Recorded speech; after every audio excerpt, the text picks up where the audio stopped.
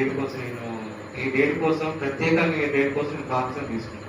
బాప్తిజం తీసుకున్న తర్వాత మరి బాప్తిజం తీసుకున్న వారు ఎలా ఉంటారు, వాక్యపరంగా కానీ ప్రార్థన పరంగా కానీ వాళ్ళ జీవిత విధానం ఎలా ఉంటుందో అలా నేను జీవించలేదు.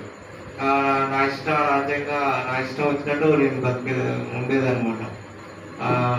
ఆ డిగ్రీ అయిపోయిన తర్వాత మా నాన్న చనిపోయాడు. ఆ తర్వాత ఇంక చెప్పేటోళ్ళు ఎవరు లేరు. ఆ తర్వాత బ్యాంకులో సెక్యూరిటీ గార్డ్ పెట్టేసి అట్లా రోజు ఎన్ని పైసలు వస్తే అన్ని పైసలు పెట్టి తాగేది రోజు. నన్ను ఎవరు తాగని బలవంతం పెట్టిపోయింది. నా కాడికి ఎవరు రాకపోయింది.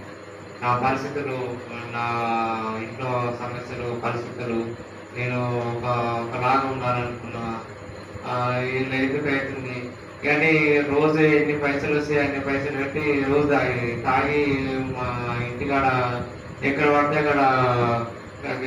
అక్కడనే అనుకునేది. ఇక నన్ను చూసి అందరూ నవ్వేది, నన్ను ఏదన్నా చూసేది. ఇంటి ముందర బజార్లో మెయిన్ రోడ్డు ఆడ మోరి ఉండేది.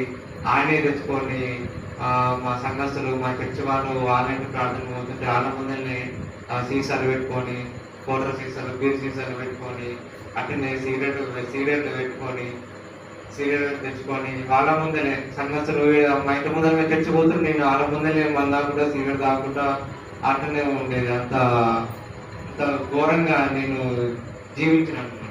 జీవించి ఎన్నిసార్లు చెప్పినా కానీ వినకపోయేది. నేను అయ్యగారు ఎన్నిసార్లు చెప్పేది అట్లనే ఒక్కోసారి ఆన్లైన్ ప్రార్థన జరుగుతుంది.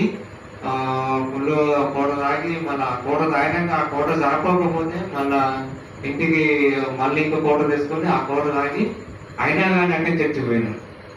ఆ సంఘస్థ నన్ను చూసి అయ్యగారిని ఎంతో అన్నారంట, ఏదో మీరెందుకు ఇంకా ఆయన గురించి అట్లా పట్టించుకుంటున్నారు, చేస్తున్నారు అని అన్నా కానీ నేను పట్టించుకోలేదు. అయినా కానీ అట్లే తాగేది.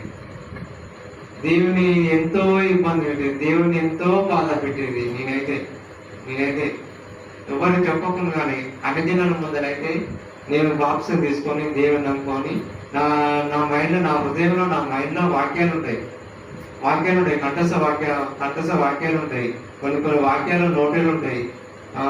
నేను కొన్ని వాక్యాలు ఆ వాక్యాలు ఉన్నా కానీ దేవుని ఎంతో అవమానపరిచేది. నా వల్ల కొంతమంది కూడా ఇబ్బంది పడేది, కొంతమంది కూడా చర్చ రాకుండా ఉండేది. అంత ఘోరంగా నేను అయ్యగారు చెప్పిన కానీ